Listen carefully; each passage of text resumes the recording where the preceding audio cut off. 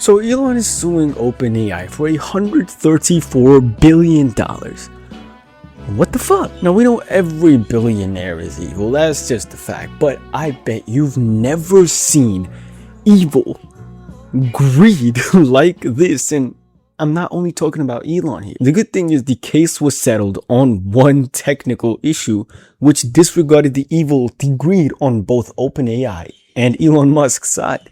Sit down, let's talk about this. In 2015, Elon Musk, Sam Altman, and like 10 more big figures were sat at a dinner table in Rosewood Hotel, Silicon Valley. This was when they started the wave of artificial intelligence, but they promised it was going to be for the betterment of humanity. At the table, like over $1 billion of investments was promised. But then the problems start. See, out of that $1 billion promise, only around 130 million was ever received. And out of that 130 million, around 40 to 45 million was Elon Musk's own money. He was the sole investor. So Elon Musk keeps funding OpenAI, Sam Altman, Greg Brockman, and the other board members, they keep going it. But alongside that, Elon was working on his car brand Tesla, and he was in a lot of heat. See, this was a time where Tesla started to have the issues. They started crashing, exploding, stopping, causing crashes on highways.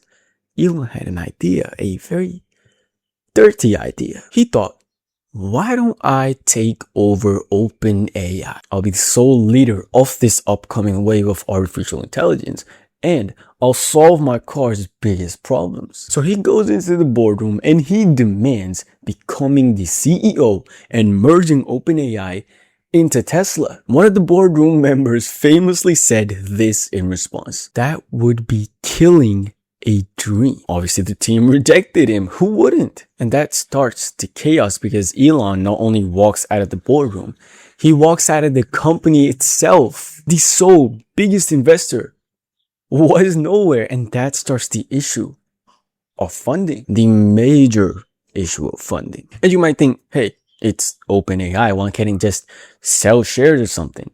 Well, that will go against the initial promise of this being a non-profit. But OpenAI needs funding to grow, so they do something fishy. They create a sub-company under OpenAI, sell its shares, raise billions, while still technically keeping OpenAI a non-profit, not the sub-company. And those billions are what let the team push OpenAI like never before. And in 2024, they release ChatGPT and it explodes. We all remember it. It becomes the fastest growing app, and Elon, Mr. Grumpy Pants, who walked away earlier, is now just staring from the sidelines. And that does not sit well with Mr. Grumpy Pants. And on top of that, not only was he busy with Tesla, he was also busy with Twitter because he bought that too. And when he saw the success, the explosive success of ChatGPT, he released his own AI, XAI. He was years behind on progress. It was very clear. There wasn't even a competition here. Elon wanted to be at the top of the competition. So first he tried outperforming OpenAI. That didn't work. So he thought Mr. Grumpy Evil Pants thought of an evil plan now. Filed in California State Court, Elon Musk, Mr. Grumpy Evil Pants, claimed that OpenAI breached its initial non-profit agreement. He claims that OpenAI used his $45 million to create an $800 billion commercial empire, whilst the promise was that it would be used to create an operation for the better of humanity. He demands that Sam Altman and Greg Brockman be removed from the company from their positions, and they pay $130 billion in damages, not to him, that would be too much, to OpenAI's charity foundation. But to Elon's leverage, Sam Altman has always been known as a deceitful, a dishonest person. One of his own colleagues labeled him as being a person of low integrity. He was even fired back in 2023 by the whole OpenAI board, but he had to quickly be rehired because of stakeholder pressure. Is that not corporate coup? Now, the selling of the shares of the technical sub-company and the rapid commercial expansion of OpenAI does make it obvious that the lead of OpenAI, Sam Altman, is twisting this nonprofit into commercial gain for himself. And to make matters even worse, Greg Brockman, second in line to Sam Altman, is nothing less. In his journal in 2017, How Do I Get to 1 Billion was seen, written, now his stake is worth over $30 billion.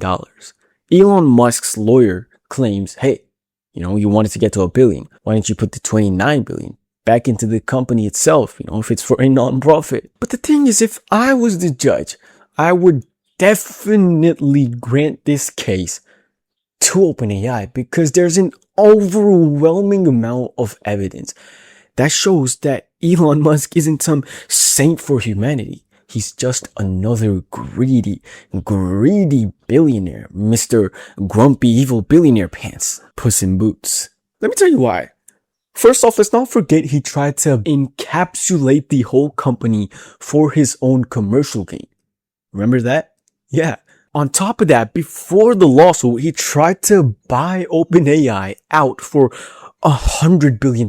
If he wanted it to be for the betterment of humanity, why would he try to buy it and have it all for himself? And these are just the tiny fewer things. In the middle of the case, Greg Brockman and Elon Musk were conversing through email. Greg was proposing that, hey, both sides, let's drop the claims. Elon said, by the end of this week, you and Sam will be the two most hated men in America. I don't know about you, but to me that looks a lot like a negative publicity stunt, doesn't it? Also, in the court, he openly claimed that his XAI trains off the responses of OpenAI, which obviously isn't allowed. And this shows that he's just trying to get the lead in the wave of artificial intelligence, which he once backed out of because his cars are blowing up.